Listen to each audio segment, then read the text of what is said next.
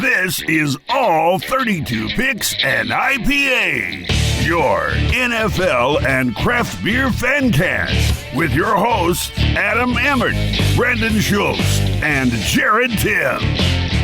Play along at picksandIPAs.com/join. Hooray football! Hooray beer! This is All 32 Picks and IPAs. I'm Brandan Schultz, leader in the pack among the three of us, even through the playoffs. I don't know how you guys did last week through the first week of the playoffs. I only got 3 right, but that's fine. But I am the leader among the three of us. I've overtaken Adam and his stranglehold that he's had on this competition throughout the season. So I will introduce him next, Mr. Adam Emmert. So I just wanted to make sure that you felt good for a week. Are you feeling good? Yeah. You feel good, Brandon? Yeah. Okay, good. Well, now it's time for me to snatch your little moral victory away from you as we go through the rest of the playoffs and just bury you the rest of the way. And I, too, got 3 right. I don't know how many our other co-hosts got right this last week, though. Mr. Gerrad Tim, how's Hein Tit? Hey, man, I got 3 last week. I'm on the upswing. And Adam, you kept cutting out. The only 3 words I heard for you is I, am, and snatch. So I don't exactly know what you said. But yeah, I'm doing pretty good over here. It's that Laurel internet connection that's working so well for Gerrad Tim. I just thought he said I am a snatch. So yeah. I found snatch. How about that? Oh yeah. As Adam mentioned, we are getting into the divisional round of the playoffs.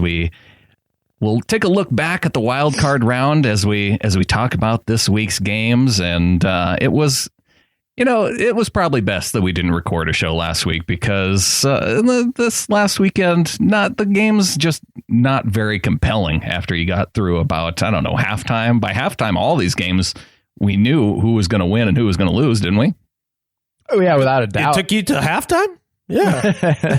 I mean, I think I knew going into that, for the most part. I mean, I took an Eli flyer, but other than that, I was pretty sure that, the ilks of Matt Moore and such would lose in the playoffs. That was pretty. And Connor Cook, I was pretty sure I knew the outcome. This is the worst wild card round I can remember ever.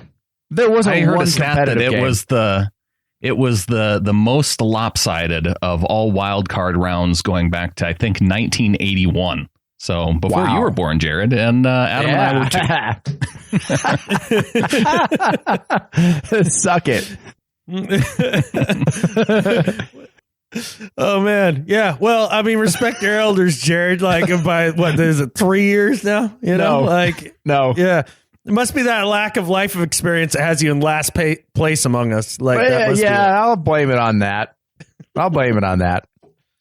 Well, and since we are all in different locations this week, we're all drinking different beers. I continue the tour of Germany, even though I said we weren't going to, by drinking Hefeweizen from Huber Weisses.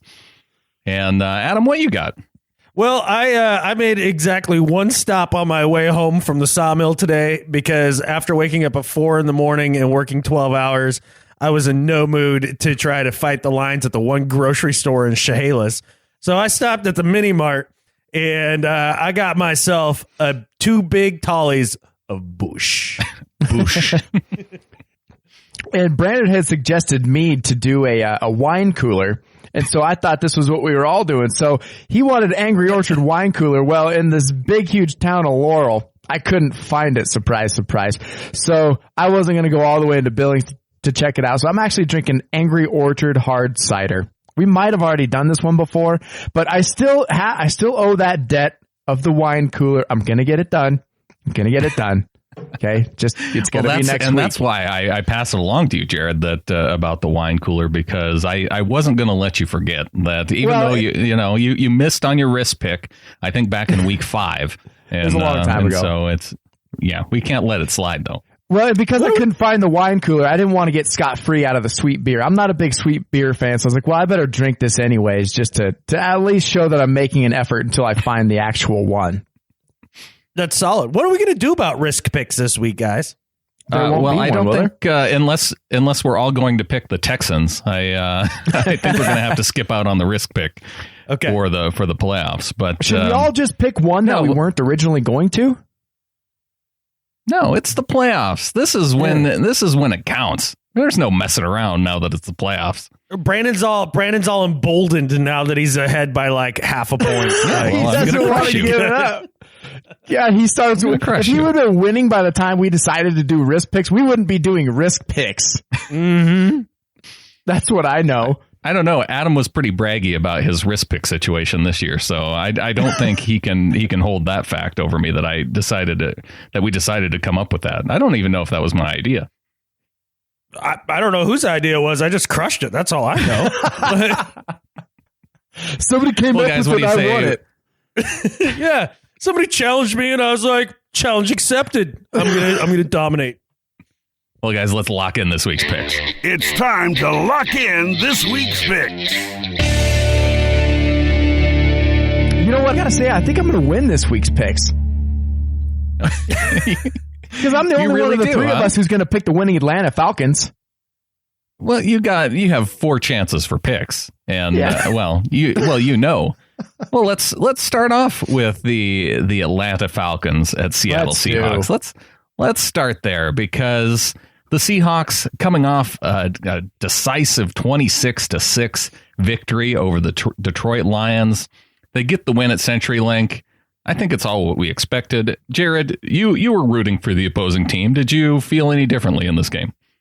No, I mean, I definitely picked the Seahawks in this game. I mean, there's no question that the Seahawks are, they act like they've been there before. You know, the stage isn't too big for them. The Lions, shit, it's been an eternity since they made it to the postseason or really done anything with the postseason. So, I mean, I think everybody did expect this. What I wanted to see was just a better game. I mean, if the Lions, their first 2 drives were cut down by drop passes, even that could make it maybe somewhat of a better game. Do I think that the Lions could have won that game? Absolutely not. I'm not that stupid. But keep your composure, maybe make it a game, and I thought it would have been a lot more interesting. But, I mean, yeah, I think what happened was what everybody expected, even Lions It may fans. have been the closest game going into the third quarter at 10-6 before the Seahawks really turned it on there in the fourth quarter, just looking physically more imposing than the Detroit Lions, able to run the ball.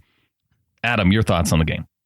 Well, I to kind of agree with Gerrad a little bit. I joked earlier on the pod that I thought the Lions could make a case. The Lions wide receivers could make a case for being MVP of the game.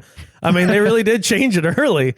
There's no doubt about that. But the problem is that the Lions had no answer for Thomas Rawls in that game, and that's really what the whole thing kind of changed on. I mean, I know there's a lot of other outstanding plays you can point to, whether it's Doug Baldwin's sticky butt or the Paul Richardson being able to catch one-handed while still trying to take a dude's head off. There were some spectacular plays. There's no doubt about it. But I really felt like Thomas Rawls was a difference maker in that game.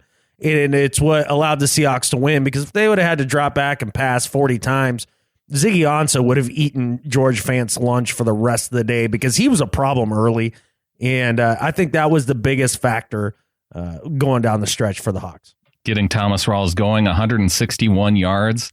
He finishes that game as the all-time rusher for the Seahawks in a single game in the playoffs. And when you consider the guys before him, like Marshawn Lynch and Sean Alexander, who had come ahead of him in the playoffs, a pretty impressive feat. Oh, big time, man. Thomas Rawls had himself a whale of a game. There's no doubt about that. So the real question is, fellas, is what do you expect with this running game going into this Atlanta game? Because we've seen the Seahawks be a little up and down all year. So, Gerrad, I will leave the floor open to you here to start out. Well, to be honest with you, I mean, I was obviously impressed with Thomas Rawls too last game, but one thing I was more impressed with, definitely not the pass blocking, but the run blocking of that offensive line, I thought had played better than they had all season. I mean, your rear rushing offense had been kind of up and down, but for the most part, it had been down quite a bit, and your rushing numbers over the past 5 years have been down. But I mean, this wasn't a sleazy defensive line with the Lions, if you think about it, and they kind of pushed them around. I was actually pretty impressed with that. So I think the Seahawks are going to be able to run the ball again. I guess my problem going against Atlanta's defense is their pass rush with Vic Beasley and other guys. They have a much better pass rush, I think, than the Lions do. I think it's going to be a little bit more of a struggle, but you guys are really going to need to run the ball to keep the ball out of the offense of the Atlanta Falcons. But I think you'll be able to do it still. Maybe not like you did against the Lions. You'll be on the road. It'll be in a different environment, but I think you guys will be able to run the ball. That's for sure. And that's going to be a big key to this game because the Seahawks, we saw this last game. It felt like Seahawks football that Seahawks fans were used to seeing. And the Falcons, when it comes to run defense, they aren't any better than the Detroit Lions. In fact, when you look at the Falcons at home and their ability to stop the run in their own stadium, they're worse than the Detroit Lions average has been. So they've been giving up nearly 5 yards per carry at home to their opponents. That could be something that really benefits the Seahawks in this game. Here's my concern with that stat, Brandon, is that the San Francisco 49ers are also a terrible team when it comes to stopping the run. And we saw this Seahawks offensive line in Week 17 go on the road in San Francisco and really not play well, especially in the run game. They really couldn't get it going. I think the idea is that maybe CJ Procise returns in this game as well, too. So that could be another factor, whether that's in the run game or in the pass game, because he is such a dynamic pass catcher. But really, the run game is where it comes all down to in this game. Because honestly, when I look at the Seahawks defense and they match up with the Atlanta offense very well, we have a lot of great corners. You know, Cam Chancellor is rated the best safety in the league this year by Pro Football Focus, and I think his play has backed it up. I think we've seen Steven Terrell come in and do a 85% impersonation of Earl Thomas. And I also know that Matty Ice is generally ice cold when it comes to clutch moments. And I do not trust him as far as I can throw him. And their other big thing they hang their hat on is that two-headed monster of their running back crew, whether that's Coleman or what's the other dude's name? Freeman, exactly. Devontae Freeman or Coleman. And they're not dynamic runners per se. I mean, Freeman's the better runner between Freeman and Coleman, but really their big part of this offense has been catching the football. And they're the guys that really kind of are the difference makers in that offense because everybody knows Julio Jones is getting the ball. But the Seahawks do have the linebackers to cover those running backs coming out of the backfield. And we've seen Bobby Wagner have the best year of his career. KJ Wright's playing at an unbelievable level. I don't know that they can get that advantage there. So I think that's a draw. And I truly believe the Seahawks offense is slightly better than the Atlanta Falcons defense. My only concern is that it's on the road and this offense has performed poorly on the road all season. Well, Gerrad, let's start with you in terms of picks. Now, they are favored by 5 points in this week's game. If you look at the weekly pick'em percentages, user consensus 68% with the Falcons, only 32% going with the Seahawks. Gerrad, is your belief that Matt Ryan in the playoffs can be that Matty Ice that he is in the regular season? No. I've never believed in Matt Ryan as a quarterback, to be quite honest with you. But when I see this Atlanta Falcons team this year compared to who they've been the last 4 years, with this high-flying offense, they were never really a hard-nosed football team. And when I saw them play against the Seahawks earlier this year, when they went against that really good Broncos defense before we kind of started to wear down, and then they went to Seattle and played against you guys, I realized that this Falcons team isn't like any other Falcons team that we've seen in the past few years. I mean, they are much more hard-nosed. I think having that bye is going to kind of hurt them, though. I don't know if they're really going to be used to that because typically in the playoffs they're not really very good anyways, but I do know that they can run the ball a lot better. Their offensive line is much tougher than they used to be. They're a lot less susceptible to a pass rush, which gives Matt Ryan a lot more time to throw. So if you're stressing him, no, I don't think he's going to be Matty Ice or whatever. I don't know how he got that stupid ass nickname anyways, but ice cold blood running through his veins. Well, no, that's not that. Why you guys are both missing it. There is a beer called Natty Ice. That makes more sense because sometimes I feel like he plays quarterback like he's drunk. But when I look at this game, the issue with this matchup is that when they played you guys the first time around on the road, they hung in there and they had a chance to win that game. This Seahawks defense is much different without Earl Thomas. It's much different. It seems like back in the day, they would shut down anybody from the first drive all the way through the game. This Seahawks defense would just steamroll people. You saw the Lions not even really back down. You saw a couple of their drives cut short by wide open receivers, just dropping passes. And this just isn't the defense that we're used to seeing. This offensive line is very questionable. I think the Seahawks could win this game, but it's going to take an incredible effort from that offensive line, which consistently the Seahawks haven't gotten. And this defense, I think with Earl Thomas, they barely beat the Falcons on the road, at home. Without Earl Thomas, I don't think that you guys really go on the road and beat this team that's going to be fully rested, especially without Earl Thomas. This defense has been a little bit worn down, a little bit more susceptible to even the run, especially the pass. I'm going with Atlanta because I think the Seahawks might have just had too many years where they've gone deep into the playoffs to really keep it going without one of their leaders who's been there before. So I just think Atlanta's got an edge as far as they're probably just going to win one now. And I think they're more fresh, less injuries. I think they got the edge this year. Adam, I know you're going Seahawks. Let's hear why. Well, yeah, I'm going Seahawks for a plethora of reasons. Number one, I watched this matchup earlier in the season between the Seahawks and the Falcons, and while the final score may have been close, the amount of quarters won weren't. The Seahawks dominated 3 of the 4 quarters of that game. The Atlanta Falcons came out after halftime, made a couple adjustments, and got a couple quick scores. After that, they got shut back down once again. Look, I think that this defensive line also got a ton of pressure on Matt Ryan for the majority of that game as well. And it really did rattle him. And I think that Cliff Averill, Michael Bennett, and Frank Clark and company are definitely going to get their shots on Matt Ryan again. I'm not a huge believer in that offensive line for the Atlanta Falcons. Also, I think the idea that the Falcons having that bye week, Gerrad, like you mentioned, is going to be detrimental to them. Because you got Matt Ryan reading all his press clippings all week long about him being an MVP candidate, blah, blah, blah, blah, how great the mighty high-flying Falcons are, blah, blah, blah, blah, blah. And here comes the Seahawks battered and bruised and the old champion that maybe can't get it done anymore. This is going to be an overconfident team led by a head coach who's inexperienced being a head coach in the playoffs, this being his first appearance as a head coach. I think that they're going to struggle mightily coming out of the gate. And look, Thomas Rawls has reemerged, and I think that they'll put together 2 in a row. It feels like it's time. And this Seahawks team has so much playoff experience. Look, they've never been blown out in a playoff game.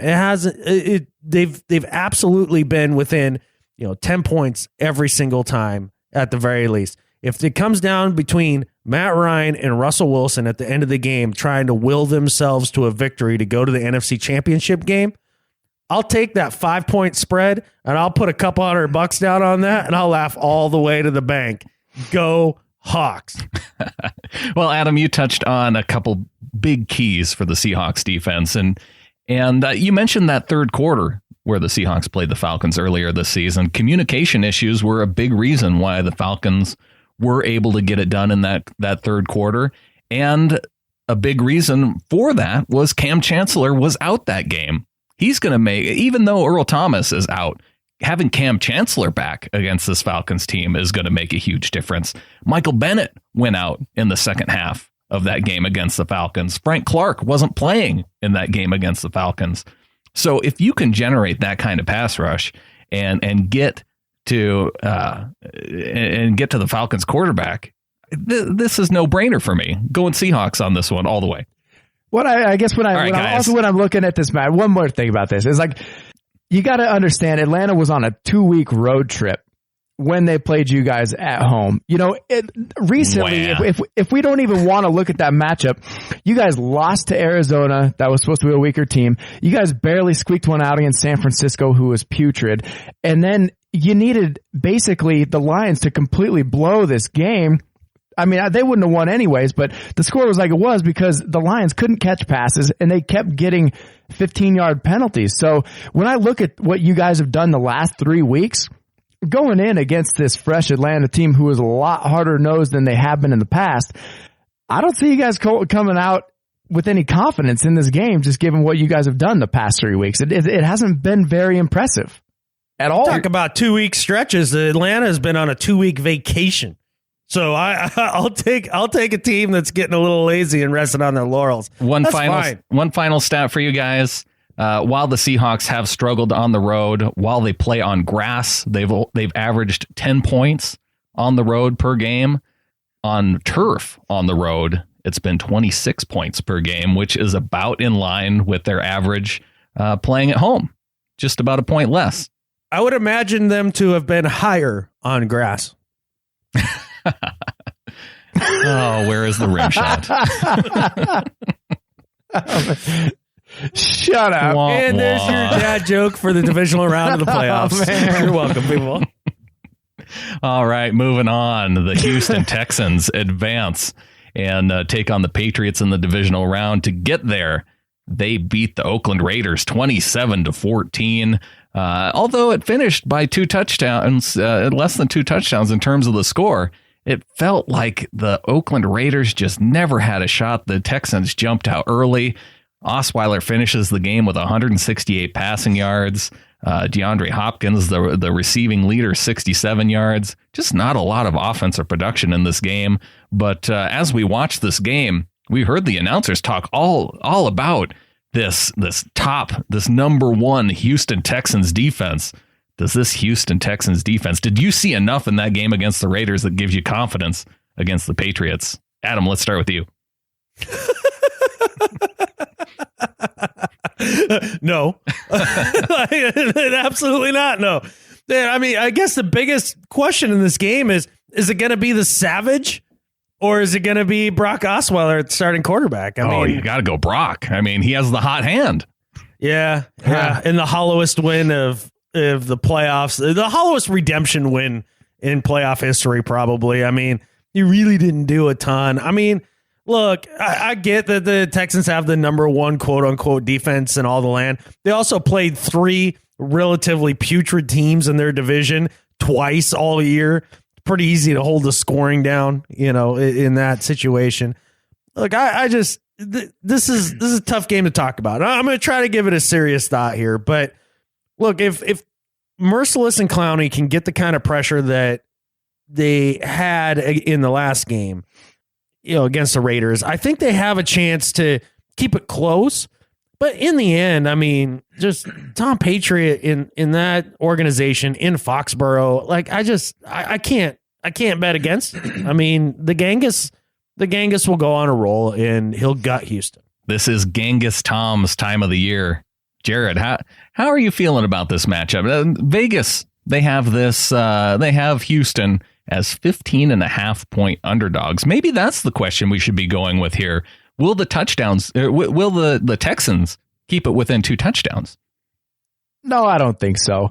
But I mean, here's a couple of things. I'm a little bit higher on their defense than Adam is. I mean, this is a defense that has been doing it for several years now. And imagine what they would be with J.J. Watt. I think I'd actually asked Adam about that. Can you imagine this defense with J.J. Watt? I mean, their defensive line is a force, but they're not as good, I think, as everybody had talked about. Like Adam mentioned, I mean, 6 of their games are against putrid teams. So for a defense, that's a stat patter right there. And one thing that you got to understand is Donald Penn was out for the Raiders.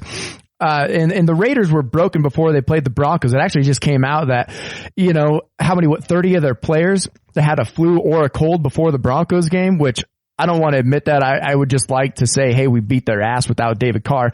But they did have the flu, and man, Derek Carr going out for that Raiders team, they were broken after that. So this Houston defense, they should have taken advantage of a Raiders team that was sick, without their leader, blah, blah, blah, blah, blah. But I think they're a little bit better than just not being a good defense at all. That's for sure.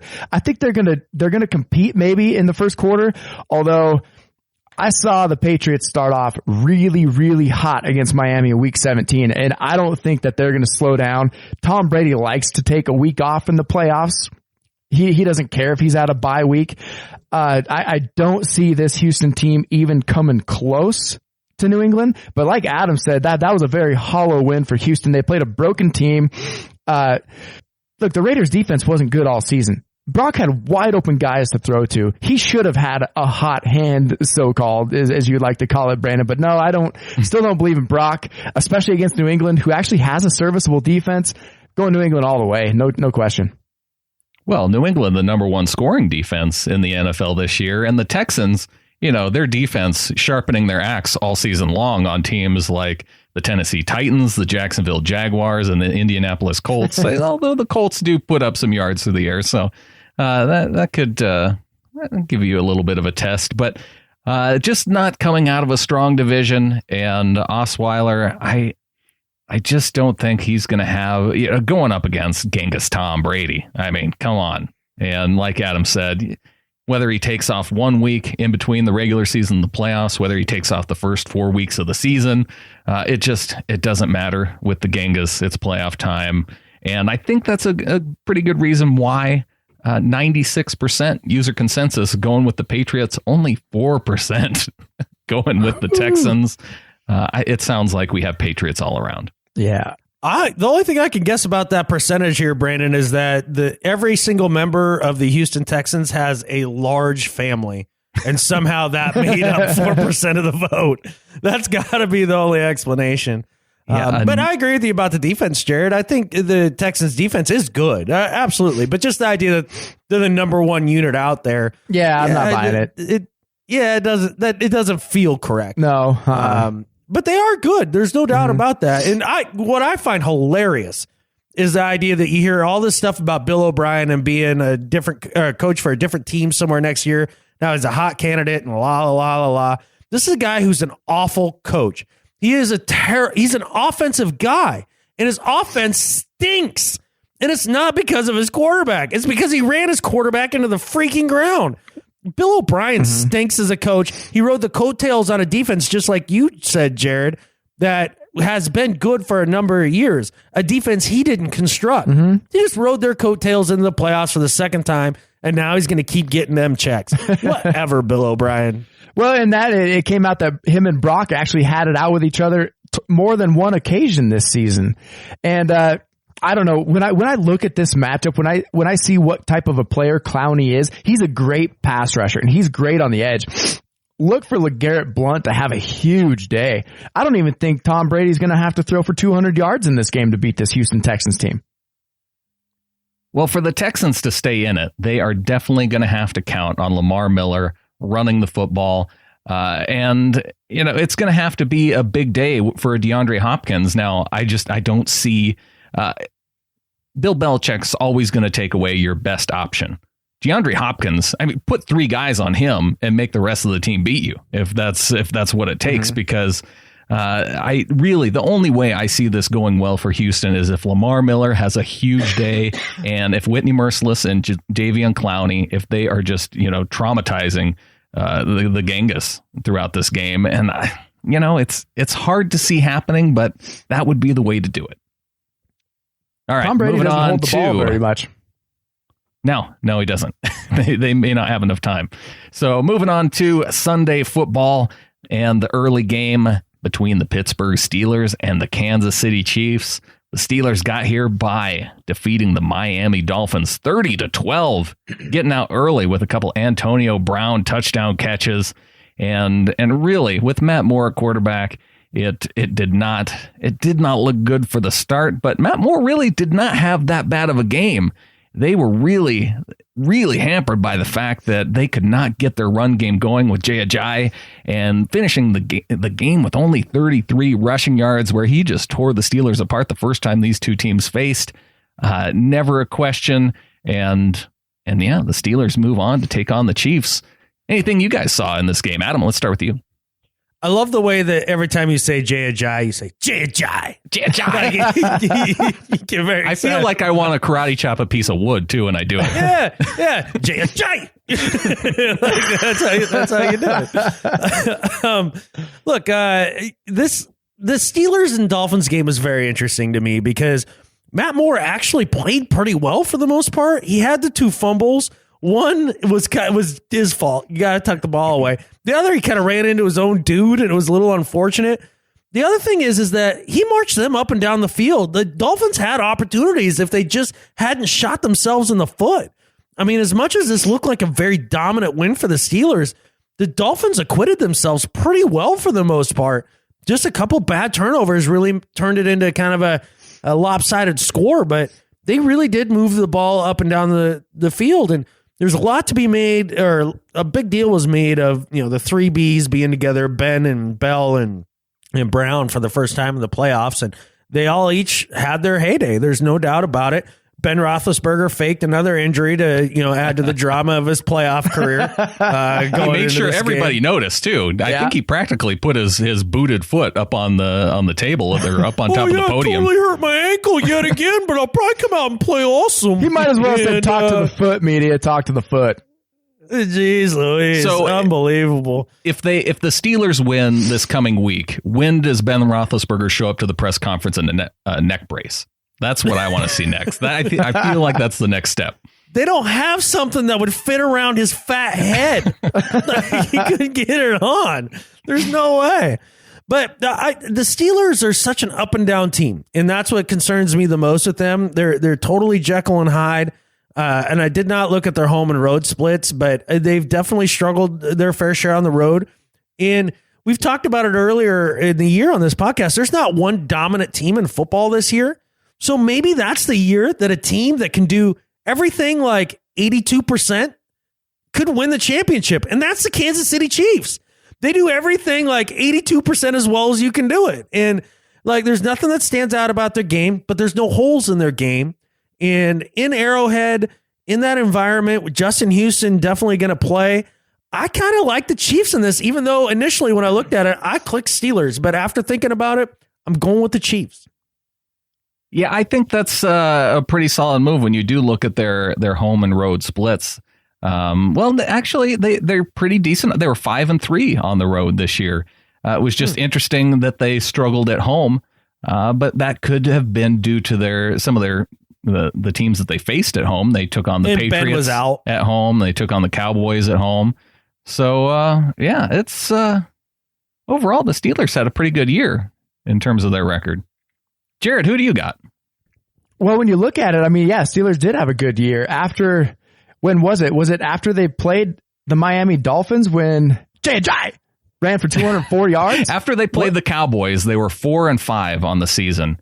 And from there on out, they won every game. And now it's like 8 in a row. I mean, when I saw that game, the Dolphins, they'd have a lot of talent on offense when you think about it. They're not this inept team that can't move the ball. And Matt Moore, as we discussed on the last podcast a couple of weeks ago, unfortunately, we were all kind of on the Matt Moore bandwagon. We all kind of believed in him a little bit.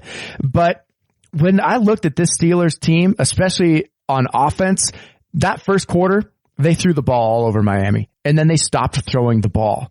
And they did it in every way they wanted to. They controlled every last little bit of this game, except for their defense in parts. But when their defense had to play big, they acted like they had been to the playoffs just yesterday. They had acted like this was exactly where they needed to be and where they were meant to be. And I don't think anyone's slowing down this running game. I mean, this is unbelievable the way Le'Veon Bell runs. He will stand still behind that line of scrimmage as they continue to just push the defensive line back. And this defensive line for the Dolphins was not bad at all, but they just got a serious push. I don't know if the Chiefs can really compete with that, but I don't have a lot of faith in the Chiefs in the postseason. I don't have a lot of faith in Andy Reid, especially if it comes down to the last 2 minutes of a game. The Chiefs are screwed. We all know Andy Reid and clock management. That's a bad mixture, man. That's just terrible. Andy Reid's had a great year with clock management, man. He's had a off year, man. Yeah, awesome, but still an off year. I mean, look, this is a Pittsburgh team that knows how to win in the playoffs, and this is a Kansas City Chiefs team who has no clue how to win in the playoffs. I'm hoping this is a good game, but I don't know if anybody's stopping this Pittsburgh offense right now. They're playing at an incredibly high level. I mean, they're playing almost as well as New England is, especially when you have Roethlisberger, Antonio Brown, Le'Veon Bell, all in the game. This offensive line is gelling incredibly well. As long as Kansas City can keep the ball out of Ben Roethlisberger's hands, which I think that they might be able to do with these short passing routes to keep the ball in bounds and run the clock, I think the Chiefs at home, they could potentially win this game. But if I have to pick, I think I'm going to go with Pittsburgh just because they are the more seasoned playoff team and they looked like it last week. You know, all hot streaks have to come to an end, and I think this is the week for hot streaks to end. And we'll talk about it here coming with the Packers going into Dallas, but this is one where I think it ends for me with Pittsburgh going to Kansas City. Arrowhead is a tough place to play, and yeah, when the Kansas City Chiefs went to Pittsburgh earlier this year, it was 43-14 that Pittsburgh got the win, but coming into Arrowhead, I think is going to be a different deal. You mentioned Andy Reid. Andy Reid has been very successful in divisional rounds of the playoffs, and so give him 2 weeks to prepare for the Steelers. I like the Chiefs at home, and a big part of it was because I picked them to win the division, and lo and behold, here they did. So you better be thanking Derek Carr's fibia, you know? Fibula, yeah. His fibia and tibula? Whatever, dude. Whatever, which one it is. It's, the leg bone is connected to the championship bone. Like that's what happened there.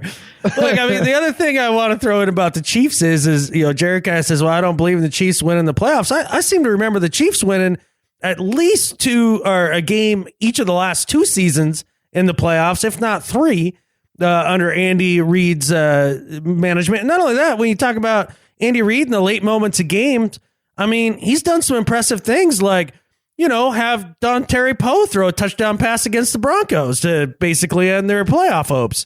So, you know, he does do some things late in games. That's a low blow, dude. That's pretty nice. That's a low blow.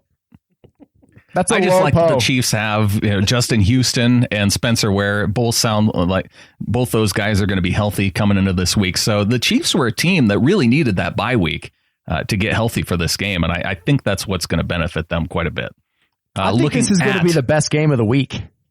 And I weekend. hope so. You know, in terms of odds, the odds makers on this one, Kansas City only favored by 1.5 against Pittsburgh. And it kind of feels like Pittsburgh's the favorite going into this game, especially when you look at user consensus, 54%, just the slight edge, 46% going with the Chiefs. So this is a coin flip game. And I think this is going to be, you know, when you only have 4 games on the schedule, this is going to be the opportunity for people to maybe have a chance at either pulling ahead by a game or 2 or falling back behind.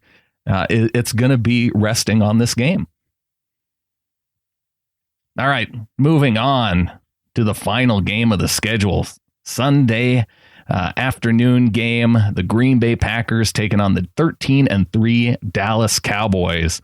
And the Packers, to get here, they had to go through the New York Giants, and they did so a big part on Aaron Rodgers finishing up that second quarter with a long, deep Hail Mary pass to right in the back of the end zone to Randall Cobb to give him the extra touchdown going in to going into halftime. They finish with a 38-13 victory. The Packers a dominant second half. Gerrad, how is this what you expected in this game? Because I know the three of us, I think we were big Eli honks going into this game. We thought this was the year of Eli and not able to make it happen. Was that due to his receivers and Boatgate that was talked about so much? I don't know if it was Boatgate, but I do blame his receivers just a little bit. I mean, in the first quarter, 2 touchdown passes, easily catchable. Well, maybe not easily, but catchable. Should have been caught in a playoff game. I think that changed the whole dynamic of the game. I mean, that's where the Giants really could have gone ahead, got some momentum, and kind of set the tone for the rest of the game. Instead, they didn't. Aaron Rodgers got hot, and that was all there was to it. And I still don't believe in the Packers that much. I think if they come against a good defense or a good secondary or anybody who can be competent for a freaking game. I know the Giants defense was supposed to be this and that, but man, they laid an egg last week. They didn't play worth a crap. And Jordy Nelson went out early. So there was no excuse for the Giants. They played like crap. I don't necessarily think it was Eli's fault, but the Packers found a way to get them out of their game plan, and boy, did it work. Aaron Rodgers on a big hot streak. We mentioned how hot the Steelers have been. The Packers, since Aaron Rodgers said he was going to run the table, they've done it. 7 in a row now with that victory against the Giants. Adam, what did you see out of this game? Yeah, the Packers-Giants game was indeed frustrating, mainly because I was really rooting for the Giants to knock off the Packers. I did not want to see Aaron Rodgers in the playoffs. Look, it was that game was there for the Giants to win early, and just like Gerrad alluded to, the drop passes really did hurt at the end of the day. And they had a chance to put their foot on the throat of the Packers early in that game. And then Aaron Rodgers pulls one out of his butt and chucks one into the end zone yet again. I mean, just ridiculous. But a little bit of a push off by Cobb, but you don't see those called. Mm-hmm. Yeah. No, you don't see those called, especially, on those Hail Mary plays. But this game was the second easiest game for me to pick. And the reason is it's going to be the Packers. This is a simple game to pick. On a number of reasons. Number one, let's look at the way the Cowboys kind of finished the season here. Week 13, they eke out a win against the Vikings with Sam Bradford in no offense that they played, 17-15. They deserve to lose that game. They lose to the Giants in Week 14, 10-7. They eke out a 26-20 win over a mediocre Bucs team. They beat the Lions pretty handily, 42-21 in Week 16, and then lose to the Eagles in Week 17. Now, I understand they didn't have anything to play for in that game, but Tony Romo came in and played fairly well. He played one series. And he played it well, okay. Brandon. He did. Yeah, I know. I saw it. So this is a team that has a suspect defense that hasn't played well down the stretch, that took a week off to sit and lament about their poor play. And now they're facing the hottest quarterback in the entire NFL right now. And Gerrad, you mentioned, well, it'd be great to see if Aaron Rodgers could actually face a good defense. Well, here are the defenses that he torched going down the stretch in good secondaries. We talked about the Eagles early in the year being one of the better defenses through the first half of the year. He torches the Eagles 27-13. He goes up against the number one defense in football, supposedly the Houston Texans, beats them 21-13. Then he takes on the Legion of Boom, beats them 38-10. Then he goes on the road and takes on the Bears, 30-27, and then plays a heck of a Vikings defense and beats them 38-25. And then he takes on the Giants in this last game that do have a good secondary when it's all said and done. Unfortunately, Dominique Rodgers-Cromartie getting injured, I think, made a big difference there, and torches them. He's going to torch a terrible Cowboys defense. It's not a good defense. I've been waiting all year for them to get exposed for what they are. I don't care who's out there catching passes, whether that's not Jordy Nelson or Brandon's grandma. It doesn't make any damn difference. Aaron Rodgers is going to find the man. And the thing is even if they take that dude they plucked off of the Kansas City scrap heap, the Cowboys, and plug him in and have him rush a passer, doesn't matter. Aaron Rodgers will dance around like he always does, buy himself 34 minutes, have a cup of coffee, and then throw 4 touchdown passes at once. Look, this is a simple game. You get Dak Prescott and that offense behind by a couple scores, and watch a couple rookies wilt on their first playoff action. In Jerry World, this is going to be beautiful to see. I can't wait for the Seahawks to host the Green Bay Packers in the NFC Championship game. Packers. I would be more than happy if that happened. I don't agree with your assessment, but let's just take a look. Dude, that was a solid case. Come on. No, you made a solid case. I just think I think your disdain for the Cowboys may be clouding your judgment just a little bit, but let's look at the odds going into this game, because the Cowboys are favored. They're favored by 4.5 points over Green Bay. And when you look at the pick'em leagues, 57% user consensus going with the home team Cowboys, 43% with the Packers. So another pretty close game. But Gerrad, do you see this going differently, or are you agreeing with Adam's assessment here that it is going to be Packers all the way? I am agreeing with Adam's assessment and going Packers all the way. You couldn't have told me, middle of the NFL season that if this was the matchup, I would be picking Green Bay. But here's what I've seen out of Green Bay. Like Adam said, he's right. Aaron Rodgers has torched better defense than I gave him credit for. So there's one thing. Doesn't matter if Jordy Nelson's in there or not. Jared Cook has emerged as a very good tight end, whether it's blocking, receiving, whatever. He's a legitimate threat out there.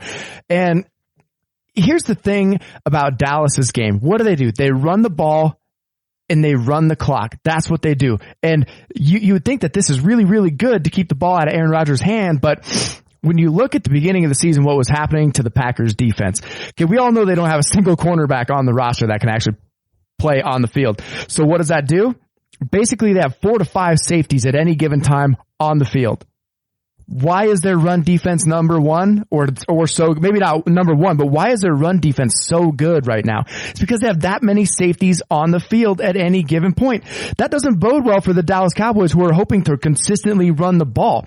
I mean, the Packers defense is going to be good because of all these safeties on the field who are going to play the run. I think that's a giant mismatch for this Dallas team where, like Adam said, these rookies are going to wilt once they can't run the football, because I don't think Dak Prescott is a good enough thrower to just take over the game, especially when you're going to have to throw up 30-some points just to keep up with Aaron Rodgers.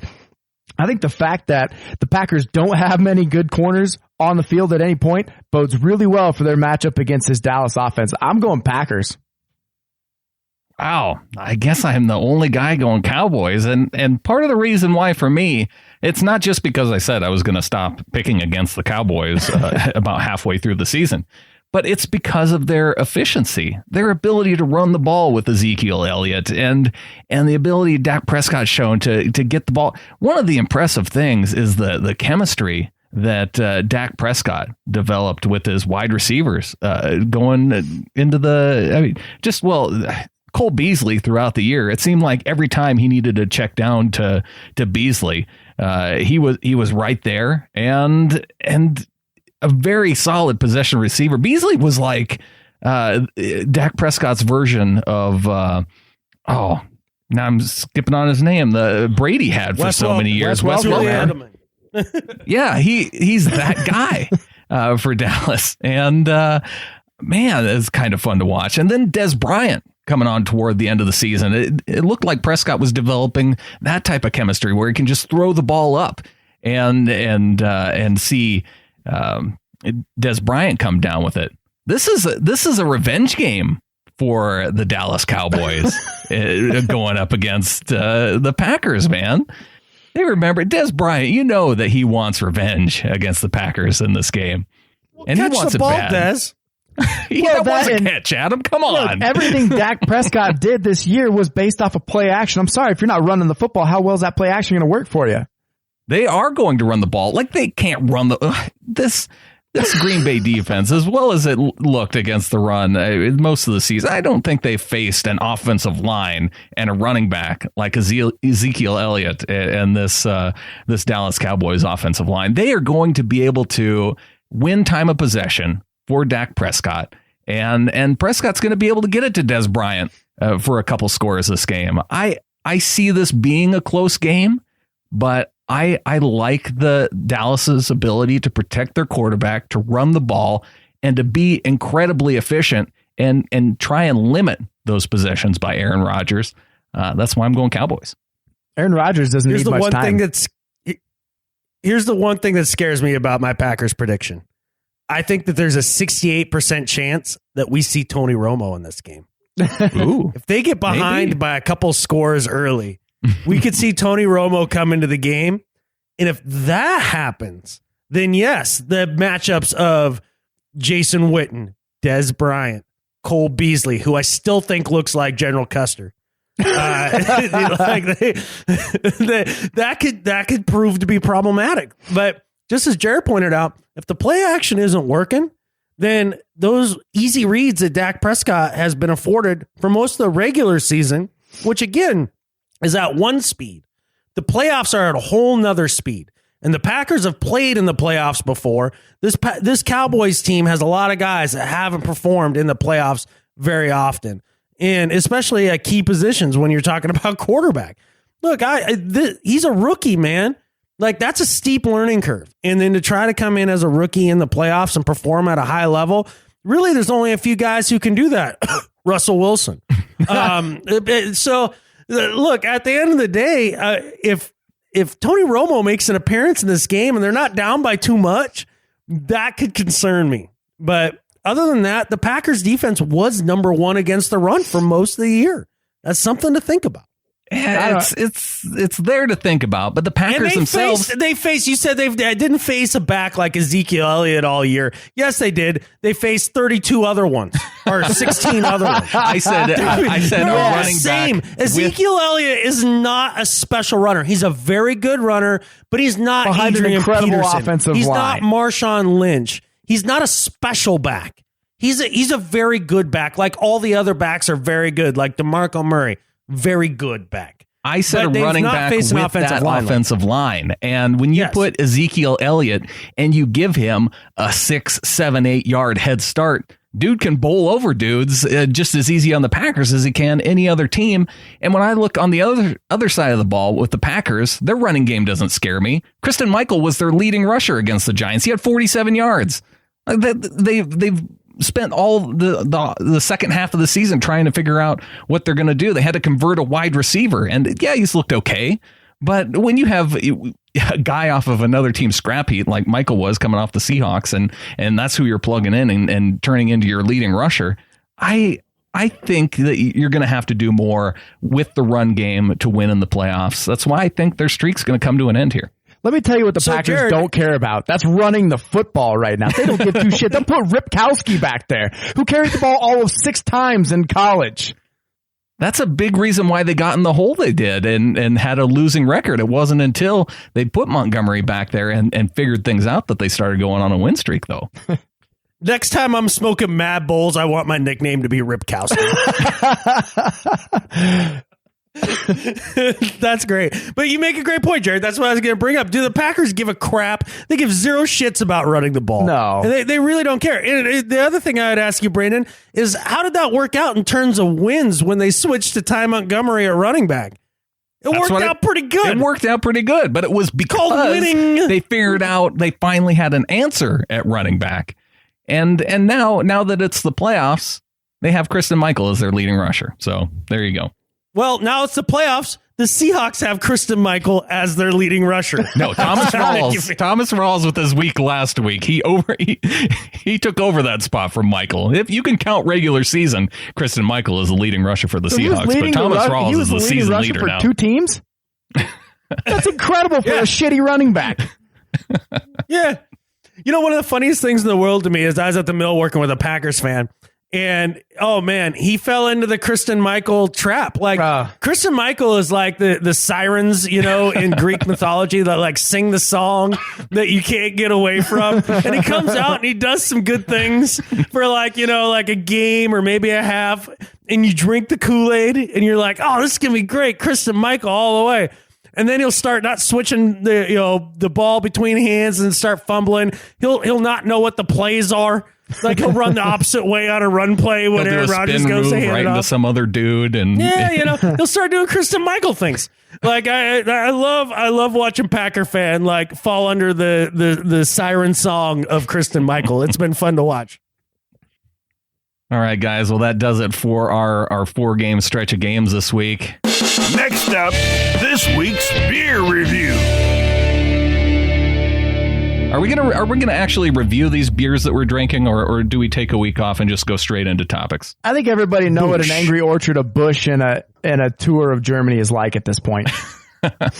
All I need to say is that Busch is clear and bright as mountain air. I'm a fan of the Busch. I gotta say, I like Busch beer. Yeah, I haven't tried it, but I feel like it probably tastes about the same as a mountain stream. It's bubblier. Yeah, a little more crisp. Yeah, just the bubbles. News and interesting topics from around the NFL. So the Raiders fire offensive coordinator today. This was my after topic. having the 6. Oh, well, sorry, man. This is our topic then. So Jared, you must have thoughts. That's cute. Yeah. No, go ahead. Discuss our topic.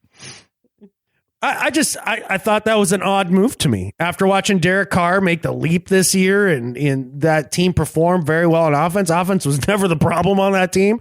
And I mean, I don't know. He must have fucked somebody's wife. Like, well, that's it. Like he that's the only answer Amari to you? Cooper's wife or that's something. the answer. Huh? The one thing that I'm kind of, that's it. That this interests me a little bit. It's like, okay, they had a really good year on offense. Either this means he didn't get the most out of an emerging Derek Carr and they could have even been better than that, which scares the shit out of me, or he fucked somebody's wife. There's the third possibility. The third possibility is that this is the Raiders. And after tasting success, we're like, no, we can't have this. Let's blow it up. So what do they think they're going to do that's so much better at offensive coordinator? Is there an offensive coordinator out there that is going to be brought in to up that to improve them beyond what they had this year? Norv Turner's available. 2 words. Chip Kelly. That's what the Raiders do. That'd be the most Raider thing ever. Well, he'd get to stay in the Bay Area, so I guess there'd be that. Norv Turner's available. I don't think he has a big affinity for the Bay Area. Yeah. The West Coast, I don't know why you... He likes the West Coast. I don't know why Chip Kelly would be an offensive coordinator when he can be head coach of the Oregon Ducks. Yeah, that's where Cal he's Bears. Going. Yeah. Have they ever won anything? The Bears? Oh, yeah, a long time ago. Oh, okay. Yeah. Like when they chiseled out your diploma on a stone tablet? probably back then. Okay. But didn't they? I mean, they had teams where they had Marshawn Lynch, and wasn't Aaron Rodgers a Cal Bear? How did they not have more success? 2 years. Yeah. That's a great question. Hard telling, not knowing. Well, when Marshawn Lynch is driving the frickin' cart around the field, they're just not taking things serious. Marshawn Lynch takes everything as serious as he needs to, man. Okay. That's exactly what needed to happen. I kind of respect what Colts fans did this week. They left a "Stop Wasting Luck" sign at the Colts headquarters. I thought that was a nice little pun and also a nice message to their front office. Yeah, and it's not going to change anything. They got such a long way to go on the rest of that roster. It's not going to change anytime soon. I don't know. I would just be sure that I was giving Sean Payton a call daily. He's going to the Rams.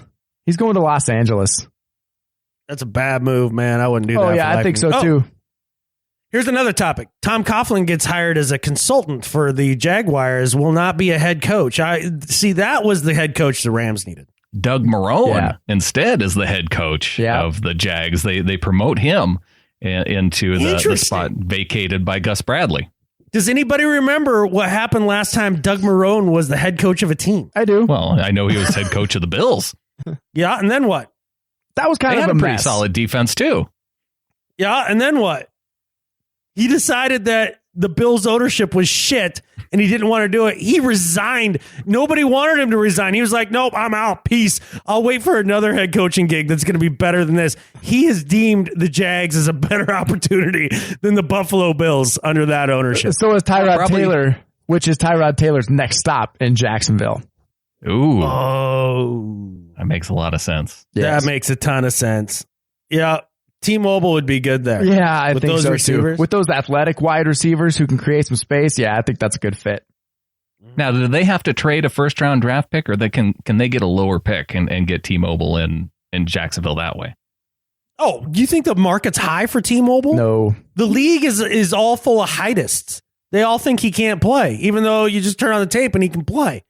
So yeah, you could have T-Mobile for what a fifth and a basket of cranberries probably.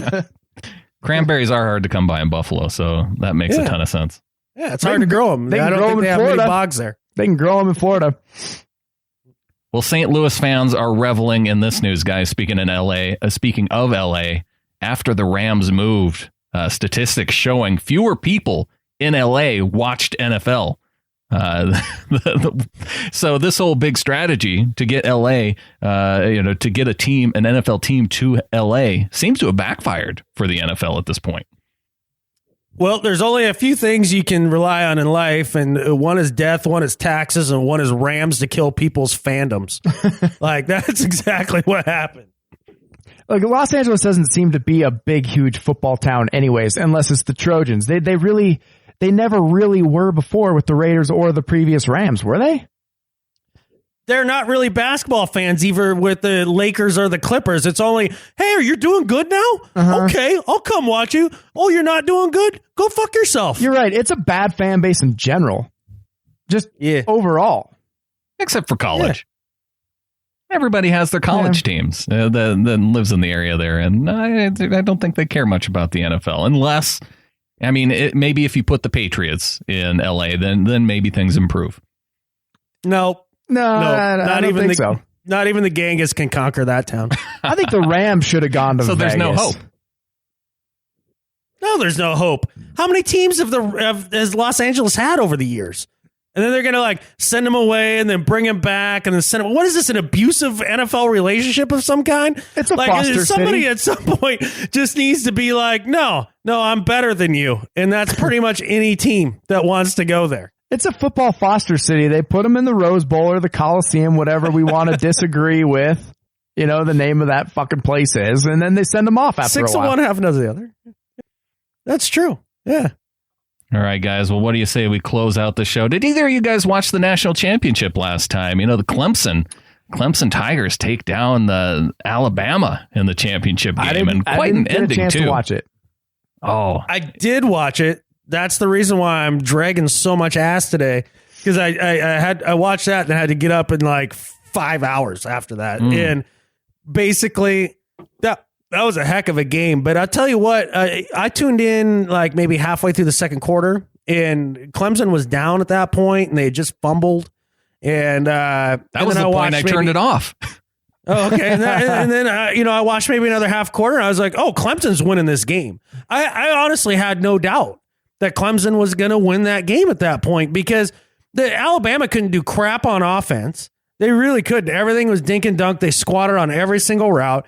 And Deshaun Watson, he's a pretty decent player, but man, the weapons he has to throw to on that team, those dudes can all play.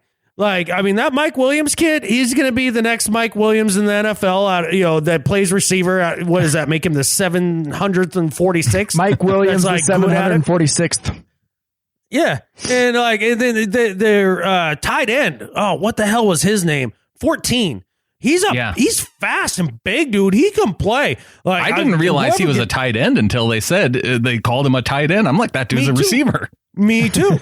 And then the little white kid, Fuller, that caught the game winner. That kid was doing all sorts of stuff. He's throwing mean blocks. He was doing everything. I want a team full of Fullers, man. That kid can play, man. I was impressed. And then Deshaun Watson did just enough to get them the win. I thought that he showed the composure that will make him a top pick in the draft.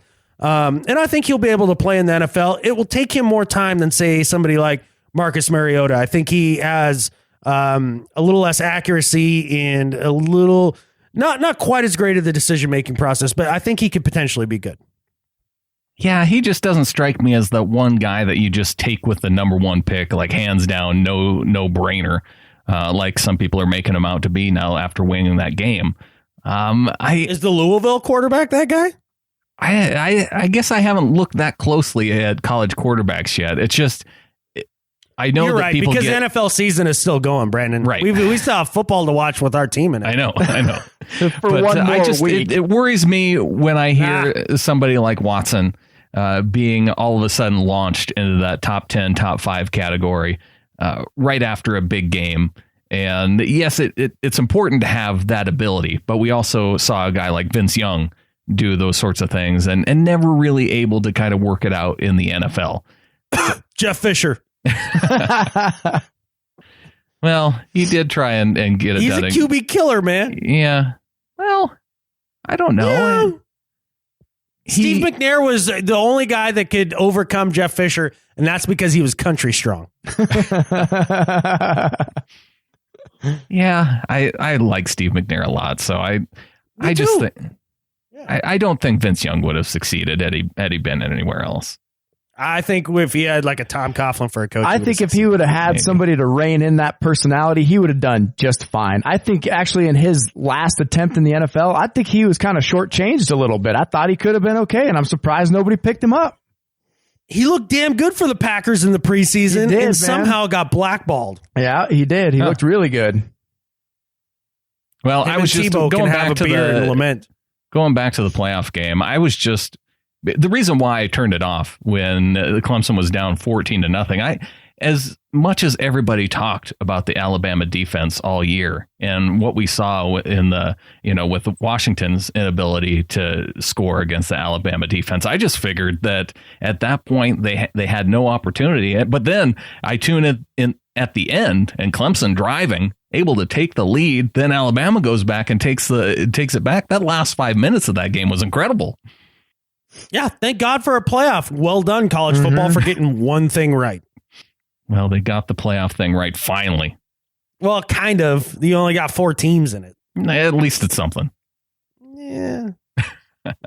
It's like giving your longtime girlfriend a promise ring and being like, at least it's something. I promise that in the future something better will happen.